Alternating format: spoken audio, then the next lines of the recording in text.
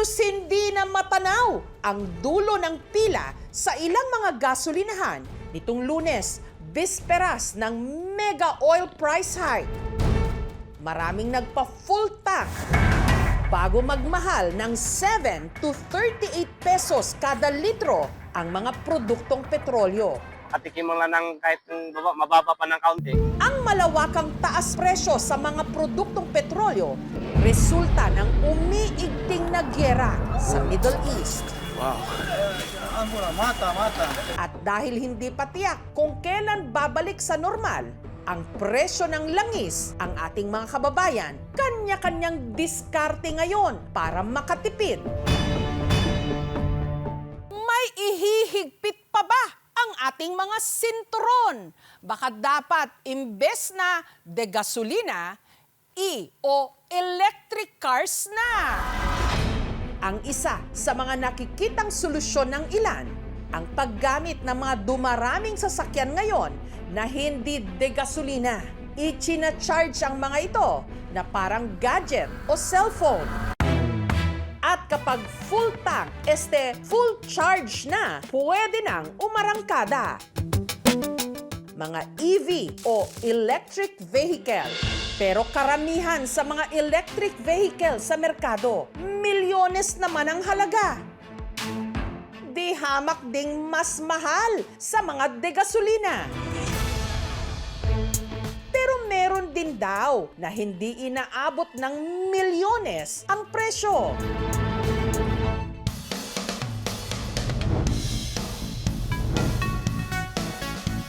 Sa showroom na ito sa Giginto, Bulacan, nakadisplay ang iba't ibang mga EV na ibinibenta ng dealer na si Jasper. Bali, ito po lahat is galing po sa China.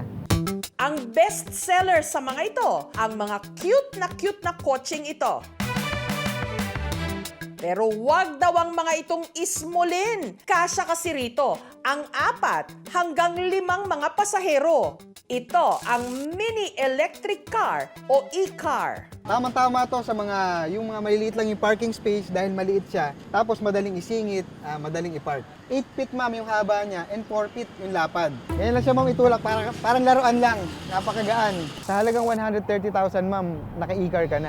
Hindi tulad ng ibang mga EV na kailangan pang dalhin sa mga charging station, ang mini e-car ni Jasper pwede raw i-charge diretso na mismo sa mga power outlet sa bahay. Ang charger kasi nito parang sa laptop lang. Sa charger naman po is meron siyang indicator. Umiilaw po siya ng red pag charging and nag-green naman po pag full charge na. I-charge sa loob ng 8 hanggang 10 oras ang isang mini e-car. Ang cost lang po niya sa isang full charge is nasa 25 to 30 pesos. Tapos aabot na po siya ng 35 to 40 kilometers. Sa kanyang dashboard, sir, ang makikita po is yung kanyang speedometer, voltmeter, battery bars, and then meron din siyang reverse camera monitor na dito rin makikita sa kanyang panel. Sa pag-release po ng handbrake, is need lang po napaka na madiin yung brake. Pwede na po natin ilipat sa drive button. And then pag nakalipat po sa drive, pag tapak po sa accelerator, pwede na siyang paandarin. Usual po yung mga bumibili sa amin ng mga e-car is ginagamit lang po along barangay roads, subdivision. Nagbebenta rin si Jasper ng mga tinatawag na solar mini e-car. Bukod sa pwede itong isaksak sa power outlet, meron din itong built-in na solar panels. Kapag iminamaneho ito na tirik ang araw, kusa na itong nagcha-charge. Kaya mas tipid. Ang negosyante mulang Malolos na si Lourdes, solar mini e-car ang minamaneho sa tuwing pinupuntahan niya ang kanyang mga tindahan sa Bukawi. From here sa Malolos, going to Bukawi and going back uli, so nakaka 30 kilometers na yon. Ito ay tumatakbo lang ng 52 to 53 kilometer per hour, kaya nasa gilid lang tayo para safe din naman. Pagka ginagamit ko to, i-charge ko siya ng 6 hours. Pagka mainit while driving, nagkakarga pa rin yung solar power niya. Kaya hindi ako kabado. Malaki ang natitipid ko dito, lalo na ngayon. Pero Pwede ba ang mga mini e-car sa mga long distance na road trip? Nasa kategory L6 po siya, sa mga low-speed e-car po. Pwede po siya sa highway, basta nasa outermost lane lang, tapos may license. Hindi nga lang daw ang mga ito pwede pang gamitin sa mga expressway. Sa ngayon po, ang 400cc minimum requirement natin when it comes to expressway, wala pa tayong direct equivalent mula sa engine displacement ng mga sakyan natin papuntang electric power rating ng mga electric vehicles. Dahil limitado lang ang kayang takbuhin ng baterya ng isang EV, ang ibang mga driver nagkakaroon daw ng tinatawag na range anxiety o yung takot na baka maubusan ng battery habang nasa biyahe. 80% or more of your charging will be always at home charging stations. So it's being addressed already. Target of DOE, 7,300 by 2028. Pero meron namang mga EV na heavy duty. Kagaya ng mga e-car na ibinibenta ni Kayla sa showroom na ito sa Caloocan. Kaya raw nitong makipagsabayan sa mga sasakyan kahit pa sa highway o expressway. 200 pesos lang yung full charge niya. 170 kilometers na yung mapupuntahan mo. Siyempre, pwede sa expressway. Pwede from here to Tagaytay, kayang-kaya po.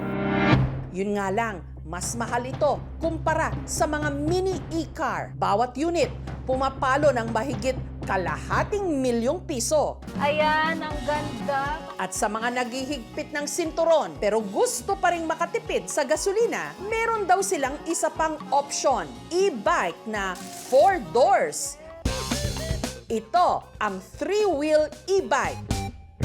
Ang tiga Sampaloc sa Maynila na si Sharon bumili ng 3-wheel e-bike para gawing service. Para talaga sa apo ko yan. Naiiwan ko yung mga gamit, kahit cellphone ko. Parang pag mag 100% po siya, kailangan nakablink po yan siya lahat.